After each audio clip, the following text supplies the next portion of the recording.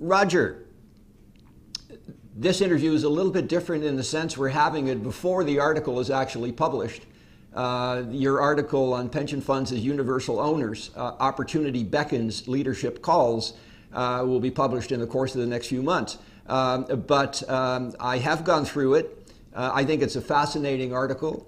And it's great to have a conversation about it. And maybe you could just start. The idea of universal owner is still not a broadly understood concept. How would you describe it to somebody who hasn't heard it before? I totally agree. It's not widely understood. Basically, big institutional investors, asset owners who have, through their size and diversity of holdings, they have a stake in the whole market, a stake in the whole economy. And when they recognize that and recognize the long time horizons they have, they might adapt their actions, their investment strategy, their investment ownership to reflect that particular reality. Now, you said it was a concept. By the way, I think that's absolutely right. At the moment, it's a concept and a principle. It's rarely being put into practice. That's a subject that we'll go on to. Right. Just personally, in your case, when did this idea dawn on you personally? I mean, did some light go on 3 or 4 years ago where you said, oh my gosh, I've been missing this idea, or has it always been there? Yeah, that's a very interesting question.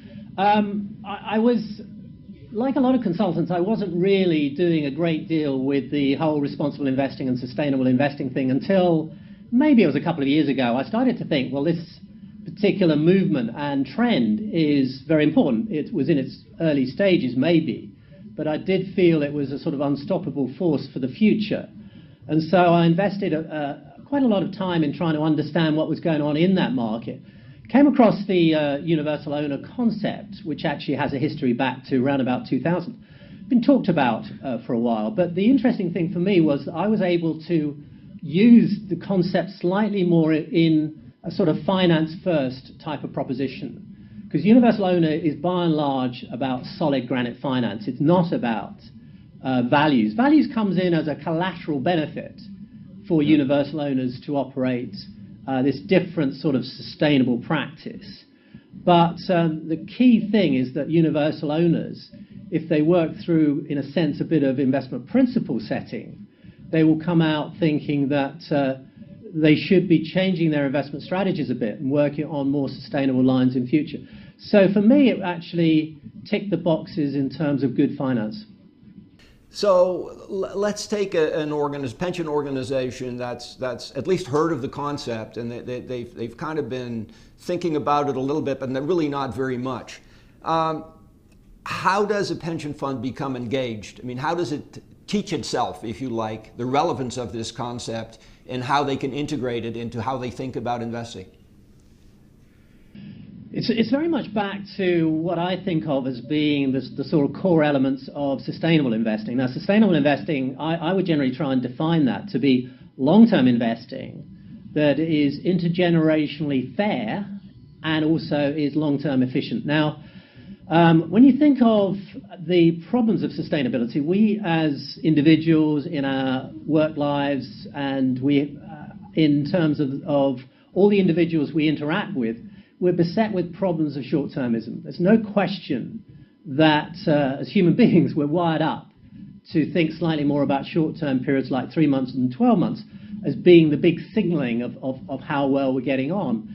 And we don't recognize that in the institutions for which we carry some care and responsibility, those institutions need to have a time horizon which respects beneficiaries' interest 10 and 20 and 30 years from now.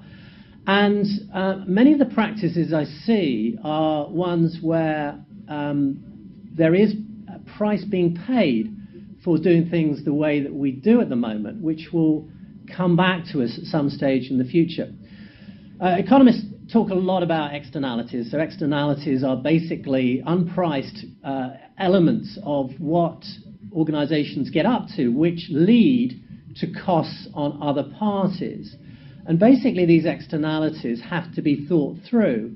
And every investment we make will have some element of an externality built into it. And how an investor makes allowance for those externalities is actually one of the tough asks that I would ask of a pension board in order to understand this particular area. Your article, I think, examples are very powerful.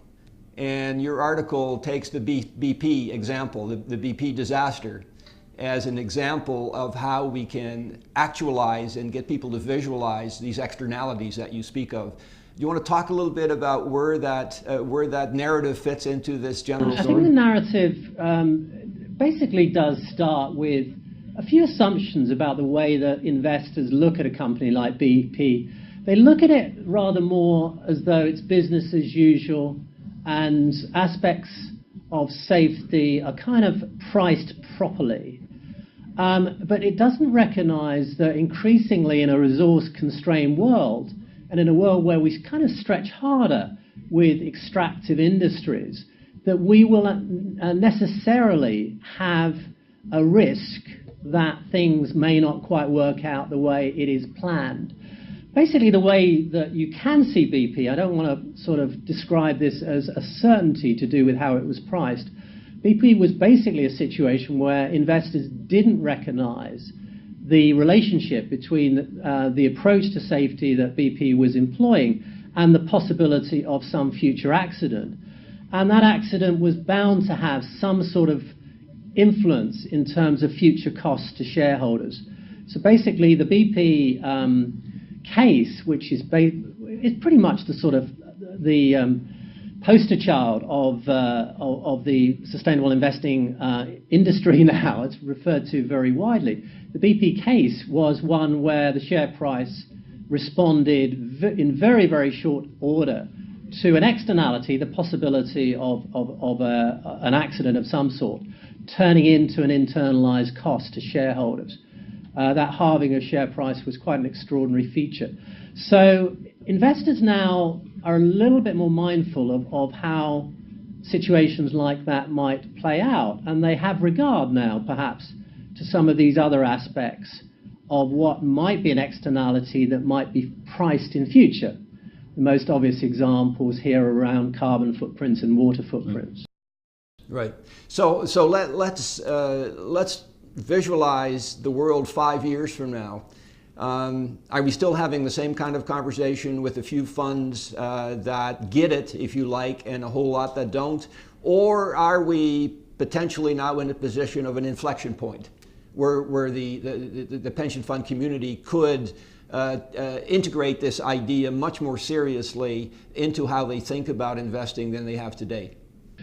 Well, I like the thought experiment about 5 years. I mean, I think that really is a realistic time to recognize that this is on an innovation curve, that people's understanding of it is going up, but it's early stage. These are innovators and early adopters who are wrestling with this universal ownership concept. By the way, in many respects, whilst it's talked about, I feel that it's pretty clear that the number of funds doing this are only a handful at the moment.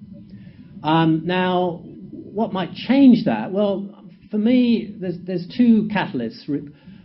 One is that governments are going to have something to say about this, and there's no question that increased forms of regulation, some of them are of a sort of nudge sort, others are a little bit more directive, will make a difference, including issues about disclosures.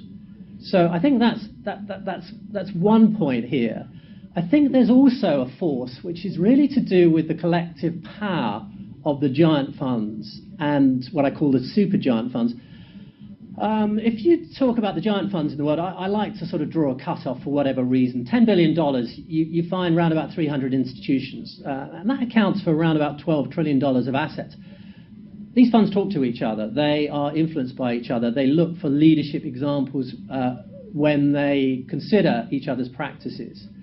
In a sense, there's a supergiant category, I'd argue, also, which are the funds above $50 billion. There's around about 50 of those. Now, these are institutions that, to some people, could become household names because they start to be more influential in the way that they exercise their power in a way that is consistent with all their fiduciary duties, intergenerational equity, efficient investment returns, but they are also producing some very powerful collateral benefits when we know that the world is challenged by a number of resource constraints and resource degradation issues, I think how we invest is going to be quite important to how we deal with those very, very tricky problems.